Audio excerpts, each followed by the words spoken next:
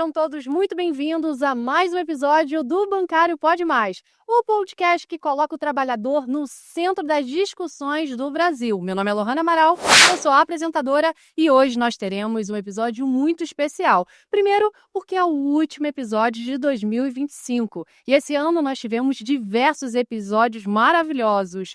E também, segundo, porque o tema de hoje nós vamos falar sobre cultura, arte, história e resistência. E nada melhor do que fechar o ano de 2025 com chave de ouro, né? Porque cultura transforma vidas. E para falarmos sobre esses temas, estamos recebendo duas ilustres presenças de dois grandes convidados, sendo que um deles é artista, cuja trajetória inspira gerações. Nós estamos recebendo o Del Garcês, ele que é ator, dramaturgo, autor da peça Luiz Gama, Uma Voz pela Liberdade. Estamos recebendo também a grande presença de Edson Santos, ele que é secretário de Direitos Humanos e Igualdade Racial do Rio de Janeiro, parlamentar com uma longa trajetória e ex-ministro, que teve papel fundamental na elaboração do Estatuto da Igualdade Racial. Bom, antes de começarmos, eu gostaria muito de desejar a todos vocês um Feliz Natal e um próspero Ano Novo, que 2026 seja repleto de grandes prosperidades. Nós desejamos tudo de melhor para todos vocês. Bom, sejam muito bem-vindos, Del e Edson. E, por favor, Del, vamos começar com você. Se apresente, por favor. Muitíssimo obrigado, Lohana. É um prazer estar aqui no podcast Bancário Pode Mais. Estou muito feliz e agradecido. Bom, como você falou, eu sou ator, eu sou diretor, sou produtor cultural, escrevo, né, também. Escrevi esse texto, Luiz Gama, Uma Voz pela Liberdade, há 10 anos. Desde quando eu me entendo por gente, eu sou ator e faço, como eu costumo dizer, da arte de interpretar a razão da minha vida, associado à temática antirracista. Muito prazer estar aqui com vocês. Bem-vindo mais uma vez. E Edson, por favor, fique à vontade de se apresentar também. É um prazer estar aqui nessa semana, nesse mês, né, da consciência negra. É um momento em que se trata da temática do racismo no Brasil. E é um prazer estar participando aqui do último Pode Mais dos bancários. Isso, 2025 fechando com chave de ouro, com a presença de vocês. Muito obrigada mais uma vez. Bom, nós vamos iniciar o nosso bloco 1, onde nós vamos falar sobre as trajetórias que inspiram. E eu vou começar com você, Del, que tem mais de 5 décadas de carreira, com grandes contribuições na TV, no cinema, no teatro, sempre lutando e trazendo a questão das lutas antirracistas, né, como pilar da sua obra. Conta pra gente como que começou essa trajetória e o que te move até os dias de hoje.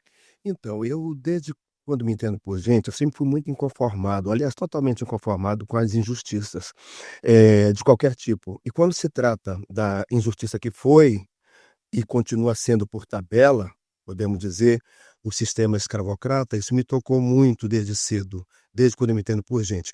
Mas quando eu tinha 11 anos de idade, lá em São Luís, Maranhão, minha terra natal, eu fui levado, né, pela minha escola para assistir uma peça de teatro, no Teatro Arthur Azevedo. E eu fiquei apaixonado pelo que eu vi. Na minha cabeça de menino ali, ingenuamente, eu pensava, poxa, o que eles fazem ali naquele palco eu faço, entre aspas, com meus irmãos, aquele jogo de faz de conta. Me interessei muito, me apaixonei pelo teatro, me ofereci para entrar naquele grupo, entrei, fiz parte daquele grupo ali naquele mesmo ano, ainda com 11 anos de idade, eu estreei naquele grupo a peça chamada Flicts, do Ziraldo, uma adaptação do livro, né, Infanto-Juvenil do Giraldo, que tratava exatamente da exclusão. Uma história onde tinha uma cor, a cor que era a personagem principal, ela é excluída.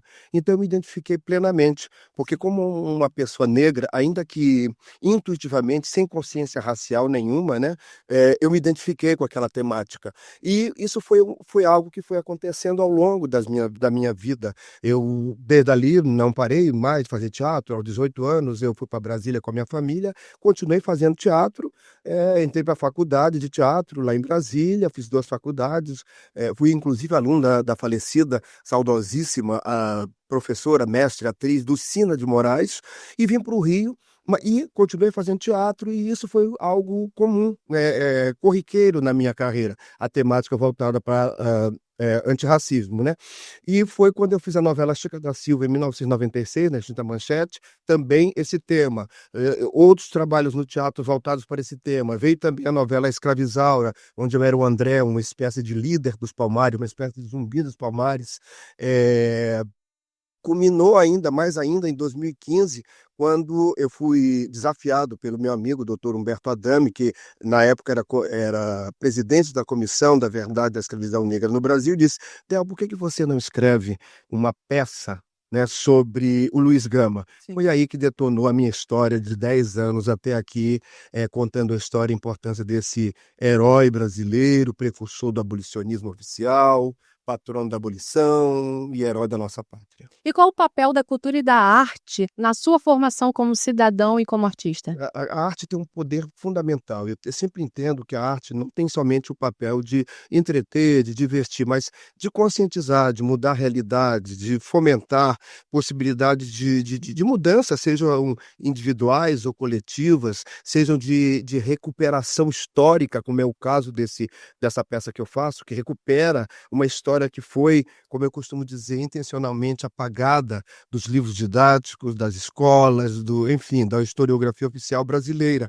É uma missão da arte transformar. E nesse sentido, ao longo desses 10 anos, eu tenho vivido me colocado nessa missão de recuperação história preta, invisibilizada, apagada de heróis e heroínas brasileiras ao longo de toda a história do Brasil. E que momento você percebeu que a arte poderia ser também uma forma de resistência?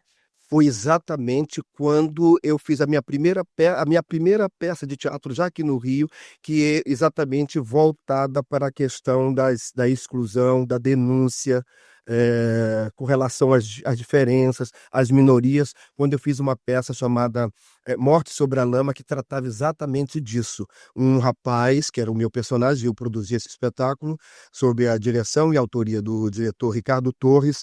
Ele foi violentado na família pelo próprio pai, entendeu? Sexualmente, houve uma questão do incesto. Sim. E isso é uma coisa corriqueira, acontece muito. Então era mais um dos personagens, né, que abordava essa temática da diferença, da exclusão, culminando depois, vindo consecutivamente, com espetáculos voltados para essa temática. Isso já tem, quando você me perguntou, né, quando? Isso já tem uns 25 anos por aí. Nossa. É bastante tempo. É bastante tempo, muita história, uma carreira longínqua. Agora, Edson, uma pergunta para você. A gente sabe, eu quero ouvir um pouquinho mais de você, principalmente porque a gente vai tratar aqui de outra perspectiva dessa luta, tá? Onde a gente vai abordar a questão mais um conceito mais institucional, legislativo, políticas públicas. E eu quero saber de você como que a cultura e as políticas de igualdade racial atravessaram a sua trajetória desde a Câmara Municipal até o Ministério. Não, na verdade, essa temática racial, ela veio recortando a minha vida política desde antes dessa atuação mais institucional, né? Eu participei do movimento estudantil, e isso lá na década de 80, início da década de 80, e no movimento estudantil a gente sempre se preocupou com essa temática. Sim. Embora fôssemos poucos negros, mas sempre tínhamos atenção para a temática racial, e não tinha muita acolhida no movimento estudantil naquela época, né? Nós organizamos a primeira Semana do Negro na UERJ, em 1981, parece. E essa primeira Semana do Negro nós tivemos atividades culturais, né? E também atividades de reflexão. E teve Jorge Lafon, grande bailarino negro, né? Se apresentou na Concha Acústica da UERJ, negócio muito bonito. E o último dia era um debate que começou e não acabou por conta da briga. Porque as cabeças naquela época não aceitavam o debate racial. Sim. E diziam que esse tema nos dividiria, né? Eu passei por isso, né? Em 1981, na universidade. que nos dividiria e que não era correto e tal. E acabou o debate quase nas vias de fato, né? Então, quer dizer, o movimento estudantil, a gente fez movimento comunitário e chegamos até ao, ao parlamento, com o primeiro com mandato de vereador na Câmara Municipal do Rio de Janeiro. Sim. E lá resgatamos algumas coisas da minha vida pregressa. Uma delas foi a questão de João Cândido. Eu tinha assistido uma palestra do Edmar Morel na UERJ sobre a revolta da Chibata e fiquei empolgadíssimo com aquele negócio, né? E aquele personagem assim não saía da minha cabeça. E quando nós chegamos à Câmara, eu apresentei uma lei autorizando colocar-se a estátua do João Cândido nas pedras pisadas do cais da Praça 15. Né? Levou tempo isso, levamos mais de 10 anos Nossa. até que as condições estivessem dadas e a Petrobras ela patrocinou a elaboração dessa estátua que se encontra ali na Praça 15 ao lado do restaurante Albamar. Sim. Quem conhece, está lá o negão João Cândido lá. E que nessa semana passada, dia 22, fizeram 115 anos da revolta da Chibata, né? Onde acabou o Instituto da Chibata dentro da Marinha Brasileira, que tinha na sua base marinheiros negros que eram espancados por oficiais brancos, né? Então, eu sempre tive muita atenção para essa questão institucional, né? Questão do feriado no dia 20 de novembro.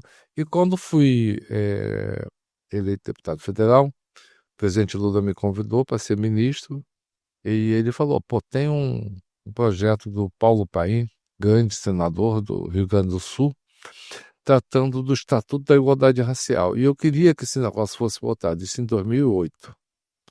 Queria que isso fosse votado porque hoje nós estamos aqui fazendo as coisas com o movimento negro, mas amanhã vem um maluco aí que quer acabar com tudo. Não é que veio um maluco, né? Mas ao transformar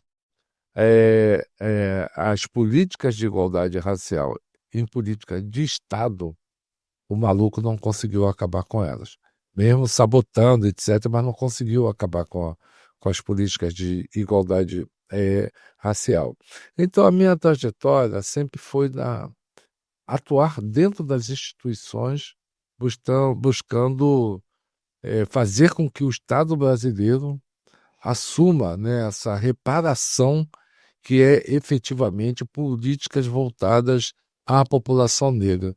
Não só do ponto de vista da inclusão, né, porque inclusão basta incluir, Sim. mas da ascensão do negro na sociedade brasileira. O Estatuto da Igualdade Racial foi um marco, né, no país. Agora, como que a cultura ajudou e ainda ajuda, no seu ponto de vista, a pavimentar todo esse caminho de conscientização e de direitos, Edson? Eu acho que a cultura ela comunica com o povo. Ela facilita, né, o diálogo e a compreensão da população sobre os diversos problemas que a gente vive no dia a dia, né? Então, a cultura ela é um instrumento assim essencial para mobilizar a população e conscientizar a população sobre temas que tratados de forma acadêmica ficam áridos, né? Ficam distantes da compreensão do nosso povo. E a cultura ela consegue, seja o teatro, seja a música, ela consegue traduzir, né, para o nosso dia a dia, né, as aflições, os anseios e as soluções para os nossos problemas cotidianos. Maravilha. Agora a gente vai se adentrar, né, ao bloco 2, que é onde nós vamos falar sobre a cultura como forma de resistência. E a gente geralmente ouve, né, que a arte, ela imita a vida, né? Mas, na verdade, muitas vezes, a arte é que empurra a vida para frente, não é? Então, em tempos tão difíceis, como que a cultura pode ser um instrumento de resistência, no seu ponto de vista, Del? Olha, a cultura, que é conhecimento, que ela pode ser adquirida, que ela pode ser nata, ela naturalmente ela é um ato de resistência e não se pode jamais desassociar a cultura de arte. Sim. E como eu sou um artista, né, então o tempo inteiro a gente está resistindo. Quem faz cultura, quem faz arte está resistindo. E por ser um artista negro, mais ainda, de uma potência infinita. Para todos nós negros desse país, tanto nós artistas quanto, né, do Edson, na área da política, em todas as áreas, é resistir de uma forma potencial elevadíssima. Então, a gente resiste como? No meu caso, eu entendo, como eu já falei, a arte não tem somente o papel de entreter, de divertir, mas de trazer questões interessantes, no sentido que a gente venha mudar uma realidade que esteja nos insatisfazendo. No meu caso, por exemplo, a questão racial bate muito forte. Quando eu falo de recuperar histórias pretas invisibilizadas, aí eu tenho o espetáculo Luiz Gama, Uma Voz pela Liberdade, assim como outros grupos estão recuperando heróis e heroínas, é uma forma de resistir, é uma forma de trazer à tona essas vozes e histórias que foram invisibilizadas ao longo da nossa trajetória brasileira, ao longo da história do Brasil. E como que a arte negra e periférica, ela tem reescrito a história do Brasil por outras vozes? Então, colocando a sua voz como protagonista dessa história brasileira, uma história que até então ninguém via, né. No momento em que se coloca a Maria Carolina de Jesus no palco, a gente está dando vozes a essas pessoas da periferia, da favela, das comunidades. No momento em que se recupera a história de Lima Barreto, que por sua vez também foi invisibilizado, a gente está dando vozes a partir dessas vozes periféricas, desses artistas que se colocam no palco dizendo: olha, nossa história é essa, não a que sempre foi contada, não a que foi invisibilizada, né? Então a gente dá vozes a essas pessoas que nunca tiveram direito à fala, que foram escravizadas, nossos irmãos e irmãs escravizadas ao longo da história e que não tiveram direito a um lugar devido na sociedade. Então, hoje, essas vozes periféricas estão se colocando como protagonistas. Agora nós vamos contar as nossas histórias, né? Não ouvir e ler as histórias que foram colocadas, escritas pelo colonizador, por uma voz eurocêntrica, pelos imperialistas, pelos escravocratas. Concordo plenamente. E agora, Edson, para você, sobre a perspectiva e o ponto de vista de políticas públicas, como garantir que a arte, ela continue existindo, sob a perspectiva de resistência? Bom, isso aí não precisa de garantia, ela vai continuar existindo, né. A arte resiste, né, nos piores momentos da história, do Brasil, a arte sempre esteve presente. Uma coisa que eu queria, trazer aqui para lançar reflexão, é, por exemplo, o que está ocorrendo no Rio de Janeiro, Sim. né. O Rio de Janeiro está se descobrindo negro. E o Rio de Janeiro está, valorizando, né, o negro. Aqui, próximo, né, nós tínhamos uma aglomeração de negros enorme, né, que ia da zona portuária até o Morro do Estácio, que era chamada Pequena África. Tudo isso foi invisibilizado, sepultado por ações urbanísticas que não valorizaram o povo que ali estava, né. Então hoje, felizmente, a gente está, conseguindo redescobrir a alma do povo carioca, Sim. né. Você pensar assim, a Pequena África, ela não é apenas ali o Cais do Valongo. A Pequena África, ela está onde, se localiza a sede da prefeitura, porque ali também era a Pequena África. Ali era, próximo morava a Tia Seata, né. Ali havia encontros, né, de bambas da nossa cultura musical, donga, Heitor dos Prazeres, Ismael Silva, junto à Tia Seata ali, que fazia comida e tal. Eram momentos belíssimos da nossa história e aonde surgiu o primeiro samba gravado no Brasil. Então, eu acho que essa redescoberta está trazendo assim dividendos econômicos Uhum. para a nossa cidade que a gente não imagina.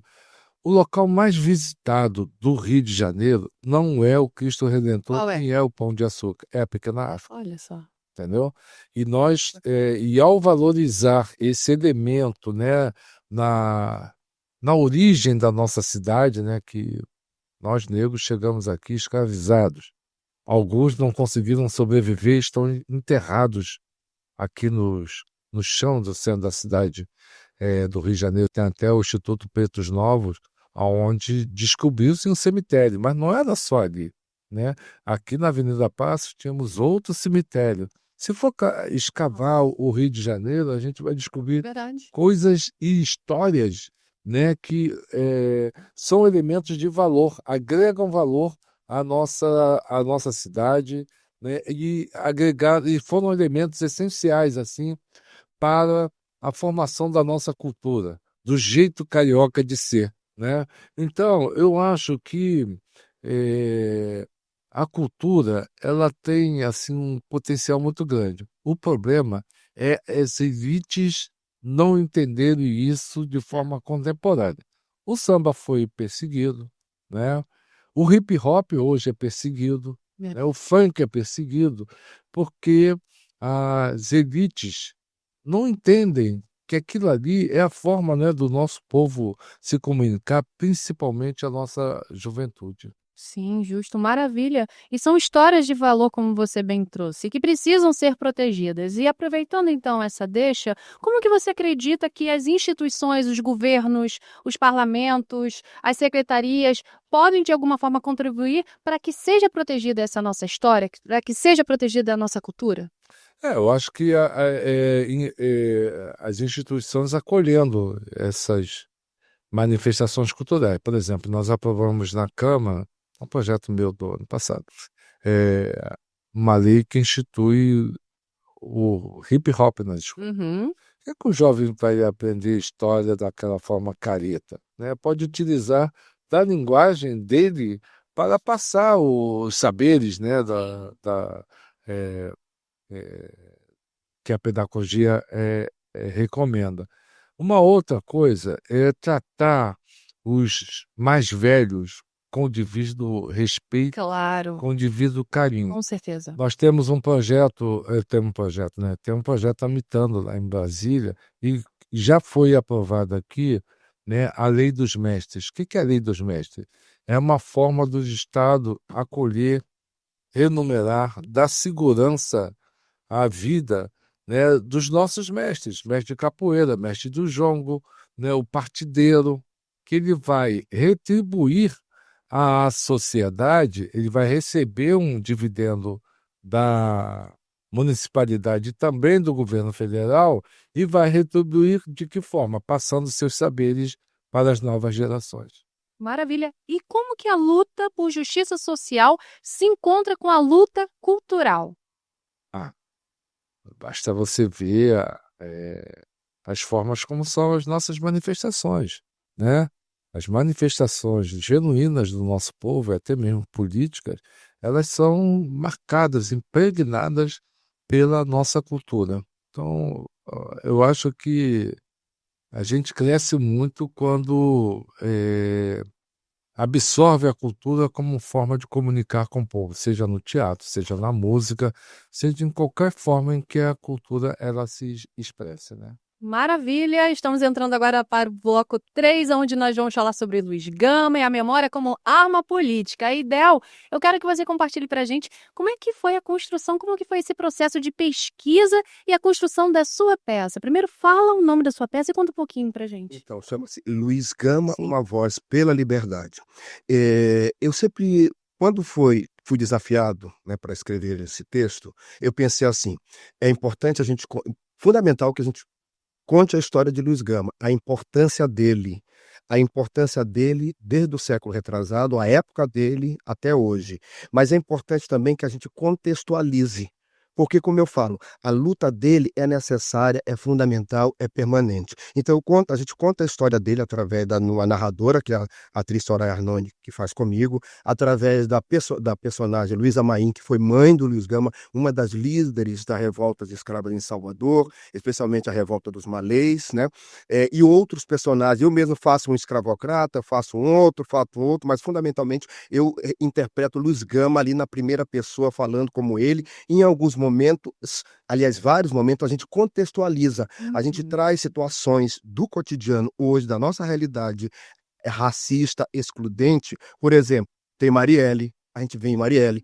Aí o tempo inteiro a gente está atualizando esse texto. Agora, recentemente, houve esse massacre, né, aqui no Rio de Janeiro, né, a maior, mais trágica história, né, de intervenção policial letal da história do Brasil. Isso a gente insere no espetáculo, porque se Luiz Gama estivesse vivo hoje, fisicamente, ele estaria à frente desse movimento de luta antirracista. Então é um espetáculo que conta a história, a importância do Luiz Gama e contextualiza com o Brasil de hoje e com o mundo de hoje. Quando falo em mundo de hoje, podemos citar lá fora George Floyd, por exemplo.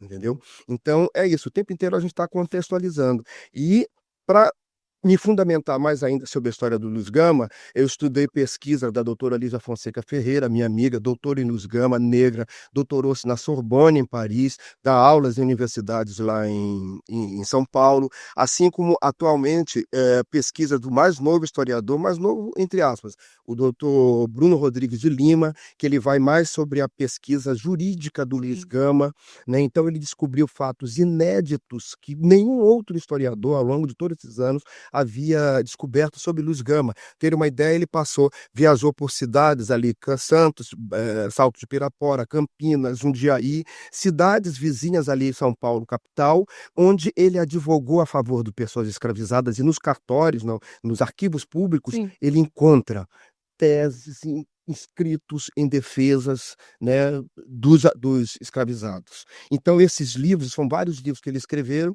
que já servem de elementos, de informações que eu vou incluindo no espetáculo, ou seja, é uma obra permanente, o processo nunca acaba. E por que Luiz Gama ainda é tão necessário em 2025? Exatamente isso, como eu falei, né? Se ele tivesse aqui, ele estaria à frente, né? Sim, Combatendo liderando. muito fortemente, né, doutor Edson, à frente de lutas antirracistas, à frente do apagamento, à frente dos massacres, contestando tudo isso, indo para a tribuna. Aí a gente lembra de Abdias do Nascimento também, que era outro, que foi a luta, assim como o doutor Edson, através do Estatuto da Igualdade Racial, faz. Então, todos nós, eu digo isso no espetáculo, todos nós que de alguma forma levantamos as nossas vozes contra as injustiças cometidas até hoje contra negras e negros deste país, somos Luiz Gama também, Luiz Gama contemporâneos. Agora, a peça já está há mais de 10 anos, né? O que mudou nesse tempo no olhar do público? Olha, mudou muito, especialmente pelo povo preto. A Sim. gente nunca se via no palco, ali na tribuna, protagonizando. Nosso público ali, a gente tem para 90 ou mais 90% de pessoas pretas assistindo. Mas, ao mesmo tempo, nós temos também um número muito grande, ao longo dessas temporadas todas, de pessoas brancas ali. Então, as pessoas ficam impactadas. Como é que a gente nunca nas nossas escolas ouviu falar sobre Luiz Gama? Então surge uma nova consciência. Existem histórias de negros e negras invisibilizados, protagonistas dos movimentos e que foram apagados, seja na literatura, seja na pintura, seja na música, seja na área política, porque o Luiz Gama não deixou de ser político e foi artista também, porque ele escreveu livros, né, um livro, na verdade, Primeiras Trovas Burlescas, exatamente de poesias, contestando o imperialismo, a sociedade escravocrata. Então, surgiu uma nova consciência. De 10 anos para cá, a gente vê pessoas procurando, né, peças voltadas para essa temática e grupos escrevendo textos e montando, né, produção cultural voltada para a temática antirracista. Agora, Edson, você ajudou também a construir o Estatuto da Igualdade Racial e acompanhou de perto também muitas batalhas, né, pelas memórias e as reparações. Como que você enxerga a importância de figuras como Luiz Gama na história das políticas de hoje? Eu tenho feito assim alguns encontros com gestores públicos e tal, e de vez em quando a gente pega as pessoas meio desanimadas, né? Não dá certo, as coisas não vão, eu tô com dificuldade. E eu sempre penso assim, gente, nós somos parte de um processo, né? Luiz Gama viveu e foi um elemento importante na nossa luta abolicionista, né? Uma fase em que o negro é tratado como mercadoria, como peça, ele, em suas defesas, ele mostrava que ali estava um ser humano, né? Uma pessoa que devia ser acolhida com dignidade pelo Estado brasileiro. Então, a nossa vida é de buscar ganhar consciência, né, o coração das pessoas para a luta antirracista, para que a gente tenha um ambiente, né, de bem-estar para as pessoas. Você ter, por exemplo, uma criança negra que é agredida pela cor da sua pele ou por sua crença religiosa numa escola, você está destruindo a autoestima de uma pessoa, né? Então, eu sempre vejo o nosso trabalho como assim um passo a passo que a gente tem que ir construindo Sim. para ir transformando a cabeça das pessoas, né? O Estatuto da Igualdade Racial, teve a lei de cotas, e hoje se discute a coisa da equidade, Sim. porque não basta ter o negro, né? O jovem negro passou na universidade, formou-se na universidade, melhor dizendo, e depois ele vai ser um serviçal numa empresa? Não, tem que ter equidade, ele tem que ser gestor Claro. daquele processo. Então, o grande debate que se faz, inclusive eu faço esse debate na administração pública municipal, é buscar dar relevo, né, e protagonismo ao negro no seu ambiente de trabalho. Maravilha. E por que que a memória é um elemento central para garantir direitos? É porque a história não começa agora, né? Isso. Então a memória, o resgate, né, dessas lutas é fundamental para a gente errar menos no nosso caminhar. E o que que o Luiz Gama representa para as políticas de igualdade racial contemporâneas? Ele representa assim a persistência, a sabedoria, né, para que a gente possa encarar o debate com os racistas que ainda existem na sociedade brasileira. Maravilha, estamos entrando agora no bloco 4, onde vamos falar sobre cultura, periferia e territórios. E Del, como que você vê o papel da arte nas periferias e territórios tradicionais? Olha, eu acho que tem um papel fundamental no sentido de reafirmar a nossa identidade brasileira, a base da cultura brasileira, africana, indígena, povos primeiros no sentido da construção desse país, da riqueza desse país. Quando se fala, por exemplo, desses territórios, inclui e periféricos também, inclui-se os negros, indígenas, os territórios ali, barreirinhas. Construíram esse país, os negros, né, às custas das suas próprias vidas, e trouxeram tantas contribuições riquíssimas, culturais, em todos os tipos, como sabemos, né, a música, a dança, a cultura de um modo geral, e da mesma forma a indígena. Quem hoje no Brasil pode dizer: eu não sou negro ou mestiço? Nós temos todas essas Verdade. influências culturais, se não fisicamente, mas na nossa alma, na nossa forma de ser, de pensar, de agir, de se manifestar. Então tem um papel fundamental, né, na nossa vida cotidiana, né, brasileira, entende? Maravilha. E, no seu ponto de vista, Edson, quais são os maiores desafios hoje para proteger a cultura que nasce nesses territórios tradicionais e periféricos? É isso, é obrigar o Estado a acolher, Sim. a manter, a proteger, né, as nossas manifestações culturais e os nossos fazedores de cultura. A gente sabe que a cultura também é trabalho, né? Ela também é profissão, ela é sustento. Muita gente vive da cultura, muita gente vive da arte, né?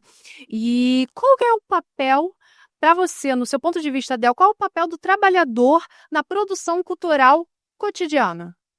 É exatamente buscar através da necessidade do trabalhador de hoje, a necessidade da sociedade como um todo, do próprio trabalhador, e transformar isso, por exemplo, em arte, porque não dá para desassociar a cultura de arte. Sim. Então, no momento em que a arte proporciona a reivindicação, vamos usar os elementos que a arte pode oferecer através do texto, através da própria interpretação, através da própria concepção do espetáculo, nesse sentido de fomentar a necessidade de se se reivindicar uma realidade mais interessante, mais digna e em busca de direitos à igualdade. Maravilha! E no seu ponto de vista também, como que a classe trabalhadora pode utilizar a cultura como forma de denúncia e mobilização? Exatamente isso. Eu acho que uma pergunta está associada Associa-se, né? É um complemento, né? momento. Não existe arte sem Não reivindicação, existe. né? Não é só entreter, mas trazer questões interessantes para serem discutidas no sentido de transformar, seja individualmente ou coletivamente, a sociedade. Perfeito. E Edson, quais políticas públicas para você podem fortalecer os trabalhadores da cultura, aqueles que atuam, né, nesse nicho? Isso. Nós temos leis de incentivo que tem um problema, porque Qual?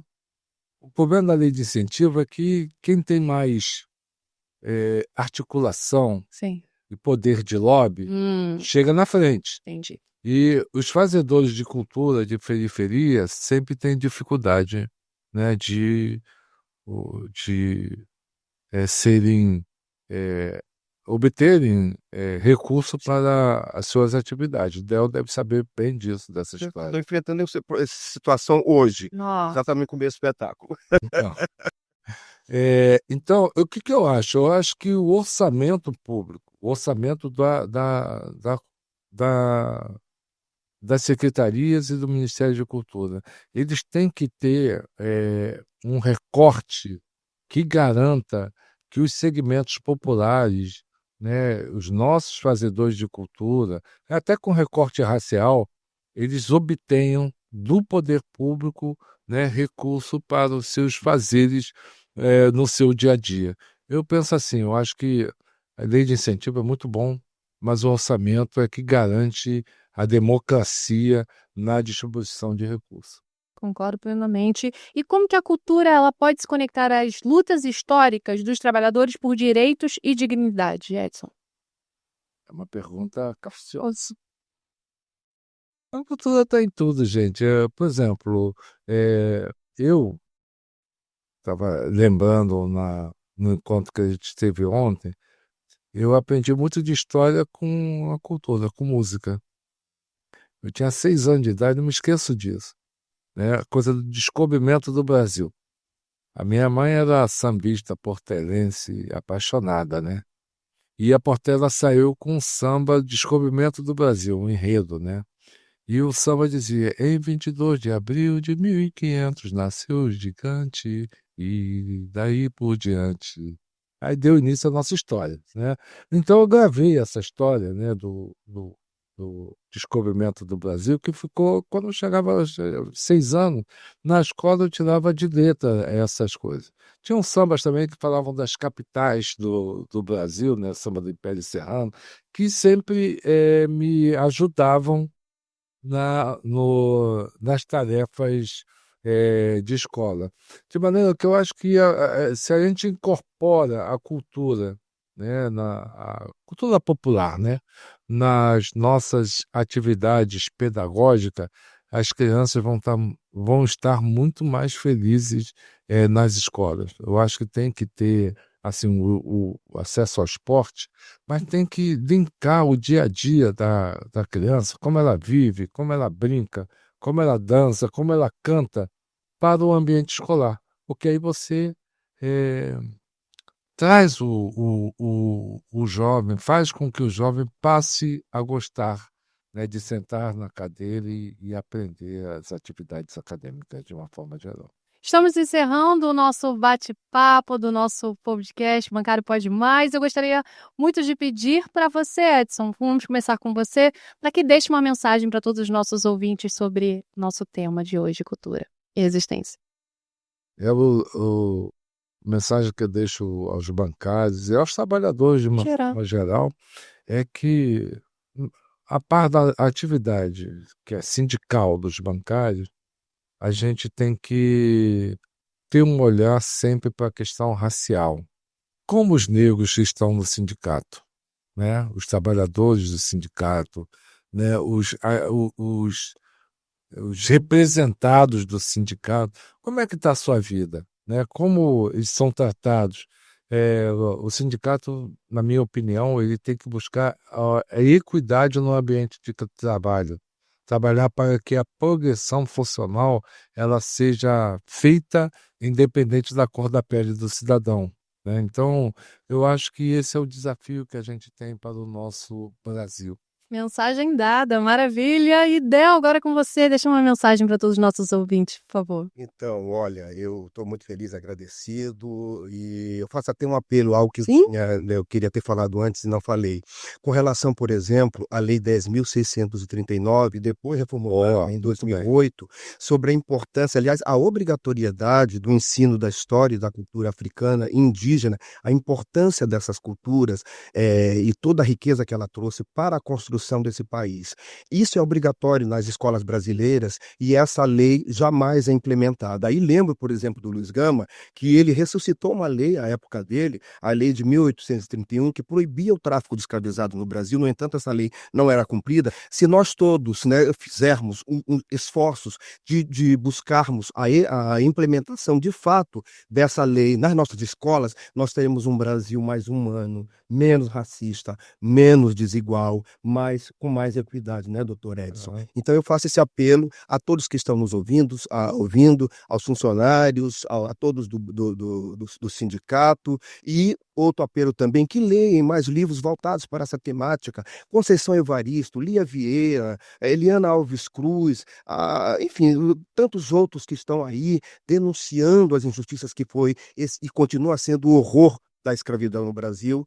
E é isso, fica aí meu recado, e oportunamente assistam o espetáculo Luiz Gama, Uma Voz pela Liberdade, que a gente considera um instrumento de luta antirracista. E aonde as pessoas podem assistir essa peça? Por exemplo, depois de amanhã a gente vai fazer pela Procuradoria-Geral do Estado do Rio, aqui no centro do Rio de Janeiro. Aí no dia 28 a gente vai fazer em Nova Iguaçu, e é isso, no teatro lá na Casa de Cultura que existe lá em Nova Iguaçu. E a gente não vai parar. É isso A luta aí. continua, a luta é permanente. A luta continua, a luta é permanente. Nós gostaríamos muito de agradecer a presença de todos vocês. Vocês contribuíram muito para o nosso bate-papo, realmente foi super enriquecedor. Gostaríamos também de agradecer a todos os nossos ouvintes trabalhadores, a todos que nos acompanham ao longo da nossa trajetória de 2025. Esse é o nosso último episódio de 2025 e 2026 vai ser repleto de episódios também maravilhosos. Muito obrigada pela atenção, por nos acompanharem. Feliz Natal, feliz Ano Novo e nos vemos em 2026. Até logo. Tchau, tchau.